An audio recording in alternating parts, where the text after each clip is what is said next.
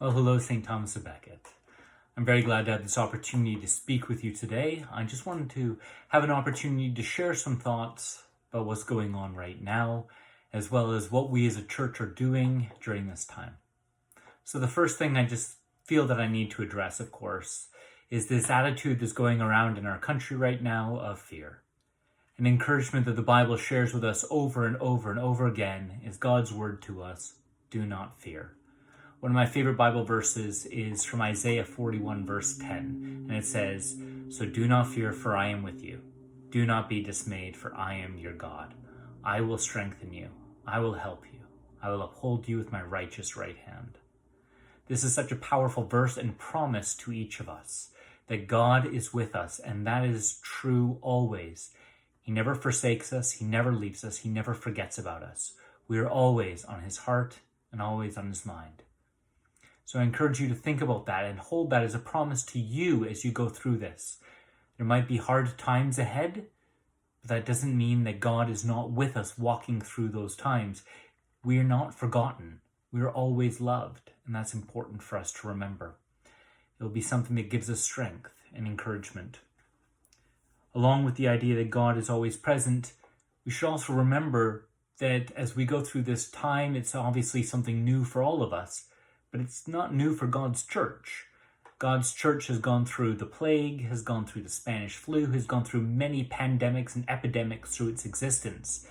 This is not the first time this has happened. And yet, this is the first time for us. So as we go through this, let's be strengthened and encouraged that as God's family, as God's people, we continue to reach out, we continue to love with all of our hearts, to walk in the footsteps of Jesus. Because this is not taking him by surprise at all. The next thing I want to encourage you with and talk to you about is, of course, what our church is doing.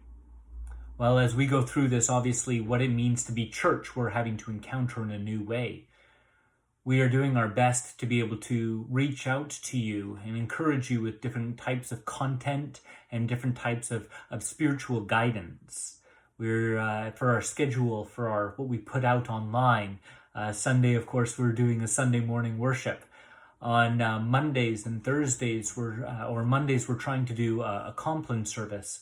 On Tuesdays, we put out our Bible study. On Wednesdays, we've been doing a Lenten service.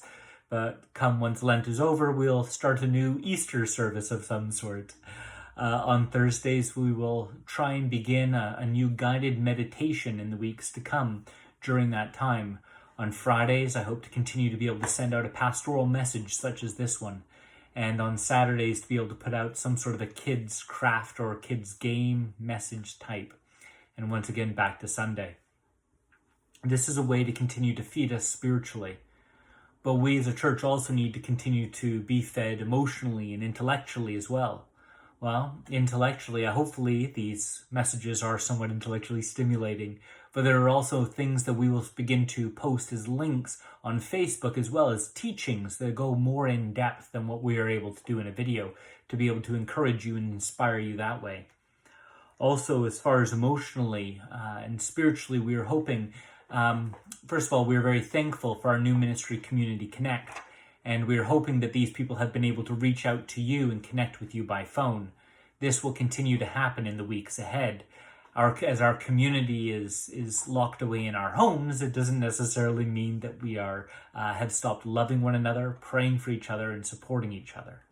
So our Community Connect team will continue to reach out to you, to offer words of encouragement, to hear about what's going on in your life, and of course to pray with you. So I encourage you to take advantage of them. And if they ask you, hey, is there anything I can pray for you about today? You say yes, and let them know what it is. Speak to them. One of the other things that's going on, of course, is recognition that in our community there are those who are in special needs. They might not actually have access to the internet. They might not have email, so they might not be getting our regular updates. Our encouragement to you is, of course, to remember that ministry in the church doesn't start and stop just with the priest, but you are called to be Jesus's hands and feet. You are called to be his witnesses into this world. So we encourage you to reach out to those friends you have within the church and to talk to them. Call them, see how they're doing, see if you can pray for them about anything. Also, and I know this is going to sound strange considering the era we're in, write someone a letter.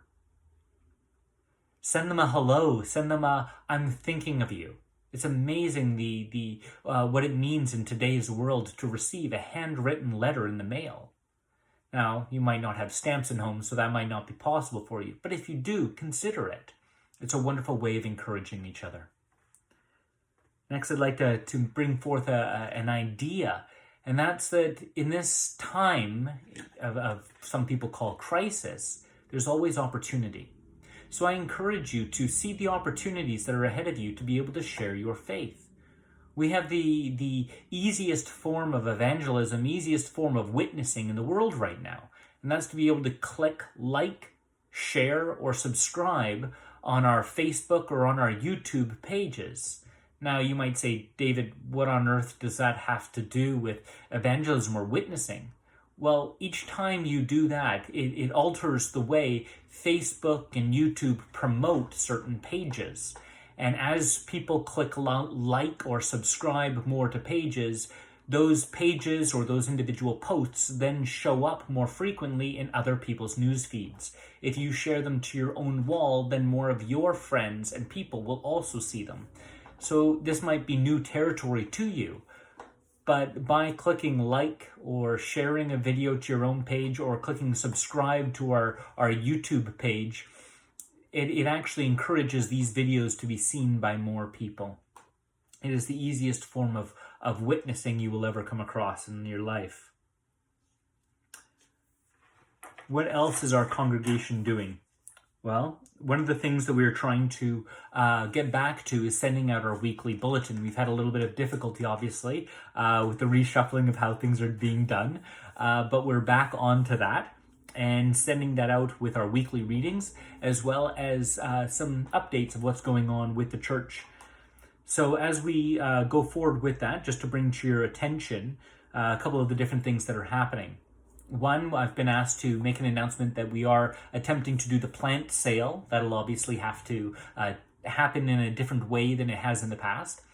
But you are able to receive those forms. If you haven't received one yet, you're able to connect with the office and they can send them out to you. For how to drop those off, what you can do is, here's the next announcement, is that once a week we're hoping to open the church for drop-offs for, depending on how much time, 1 to 3 hours, we'll make an announcement as to what time that will be in the future. But this is for a drop-off of offerings. This is a drop-off of plant sale information, as well as an opportunity for people who have, and here's another announcement, is to drop off face masks that some people are making into a bin so that those can be collected and distributed to our first responders and our supply teams. So thank you very much for all the people who are working tirelessly behind the scenes to make all these things happen. I just want to let you know that your wardens, your treasurer, your envelope secretary, these people are not sitting around doing nothing. In fact, they are working very busily. And in the case for me, I will say that I'm even busier now than I have been before, which is a very strange thing, despite the fact that I'm stuck at home for much of the days. So God bless you. God's work is never finished. It's always going on, and that's something for us to be encouraged by and about. The next announcement next thing I want to make you aware of is that as we are opening up the church for this, to remind you, in all things, when you hear an announcement or a piece of news by the government, is don't ignore it. We're not asking you to come to the church. We're specifically opening this up because there's been a request. There's been a need. And so we're trying to find a way to allow for that to happen, at the same time not asking anyone to violate their conscience or what the government has encouraged them to do. So please, please, please listen to what the government has told you to do. Now, the last announcement I have for you today is to remind you of a wonderful season that is coming up very shortly, and I know you know exactly what season that is, and that is Easter. Despite our situation, Christ is risen. In fact, Christ risen almost about 2,000 years ago. When we come to Easter each year, it's not that Christ is re-rising. We are remembering it. We are celebrating it. In fact, each Sunday we gather for worship, we are celebrating that truth, that Christ is risen. Christ is risen again, and that he is alive, and that this is truth. This is the world as it exists today. And that if you do not believe that, if you're not walking in that or understanding that, then you're actually walking in an opposition to the fundamental reality of existence, of what God has made.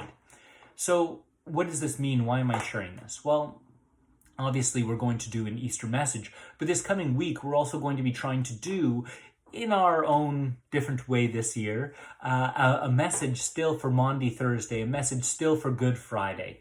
And so we're going to be going through these, and of course for Easter Sunday. So I encourage you please to tune in and to celebrate Easter wherever you are, and remember that Christ is risen today.